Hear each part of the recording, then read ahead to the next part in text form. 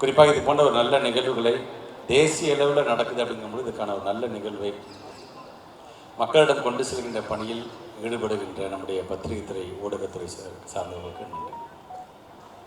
Hockey என்று வரும்பொழுது நமக்கான ஒரு மிகப்பெரிய ஒரு பெருமை, நம்முடைய தமிழ்நாட்டுக்கும் ஹாக்கிக்குமான பெருமை. ஏன் தூத்துக்குடி பார்த்திங்கன்னா நிறைய ஹாக்கி பிளேயர்ஸ் கொடுப்பாங்க நமக்கு. என்றைக்குமே தூத்துக்குடியில் இருக்கக்கூடிய கோவில்பட்டி அப்படிங்கிற அந்த ஊரையே ஹாக்கிப்பட்டி என்று சொல்லுவார்.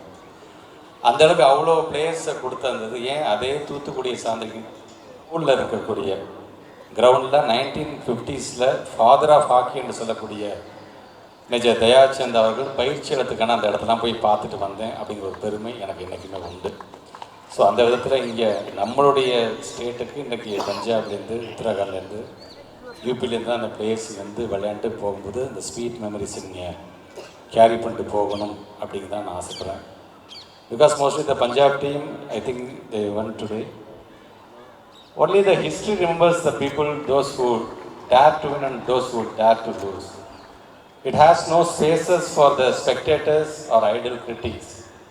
So, better be a participant. அடிக்கடி சொல்கிறது தான், வரலாறு என்பது வெற்றி பெற்றவனுக்கும் தோல்வி அடைஞ்சவனுக்கு தான் வரலாற்றில் இடம் உண்டே தவிர வேடிக்கை பார்ப்பவனுக்கும் வீண் விமர்சனம் செய்வதற்கும் ஒரு வரி கூட கிடையாது என்பதை நாங்கள் உள்ளபூர்வமாக நம்பக்கூடியவர்கள். ஸோ அந்த விதத்தில் இன்றைக்கு ஒரு நல்ல நிகழ்வு. தொடர்ந்து நம்முடைய ஸ்டேட் அப்படின்னும்போது ஸ்போர்ட்ஸ் ரிலேட்டடாக நம்ம எவ்வளோ முக்கியத்துவம் கொடுக்குறோம் என்பதை பார்க்குறீங்க. நம்முடைய ஹானரபிள் டெப்டி சீஃப் மினிஸ்டர் நடத்தக்கூடிய தேசிய லெவலில் இன்டர்நேஷ்னல் லெவலில் இருக்க போட்டிகளாக இருந்தாலும் சரி, அது எல்லாமே ஃபஸ்ட்டு அதாவது ஒரு ஸ்போர்ட்ஸ் கேபிட்டல் ஆஃப் இந்தியா அப்படின்னு நம்முடைய தமிழ்நாட்டை மாற்றக்கூடிய அளவுக்கு இன்றைக்கி ஒவ்வொன்றையும் அவர் செஞ்சுட்ருக்கிறாரு.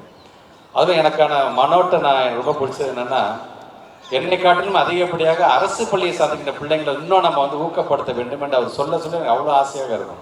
அதனால் தான் அப்பப்போ கேட்பேன், எவ்வளோ பேர் இந்த தடவை எத்தனை பேர் பார்ட்டிசிபேட் பண்ணுறாங்க, எத்தனை பேர் ஜெயிச்சாங்க, எத்தனை பேர் தோத்தாங்க கூட நான் கேட்க மாட்டேன். எத்தனை பேர் பார்ட்டிசிபேட் பண்ணாலே போதும், எங்களை பொறுத்த வரைக்கும் நாங்கள் வெற்றி பெற்றதாக தான் நாங்கள் கருதுவோம் என்று நான் அடிக்கடி சொல்கிறேன் நான். ஸோ அந்த விதத்தில் மனோடைய அழைப்பை ஏற்று நான் அடுத்தது ஹானரபிள் சீஃப் மினிஸ்டர் ப்ரோக்ராம் போகணும்னு இருந்தாலும் மனோடைய அழைப்பை ஏற்று இங்கே நாங்கள் வருகை இருந்திருக்கணும். தொடர்ந்து இது போன்று பல நிகழ்வுகள் நீங்கள் நடத்துங்க. உங்களுக்கு உறுதுணையாக நம்முடைய தமிழக அரசும் நம்முடைய முதலமைச்சரும் துணை முதலமைச்சரும் இருப்பார்கள் என்று சொல்லி வெற்றி பெற்றவர்களுக்கும் அதே போன்று வெற்றி வாய்ப்பு இழந்தவர்கள் உங்கள் அனைவருக்கும் என்னுடைய வாழ்த்துக்களையும் பாராட்டுகளையும் தெரிவித்து இந்த உரையை நிறைவு செய்கிறேன். நன்றி, வணக்கம்.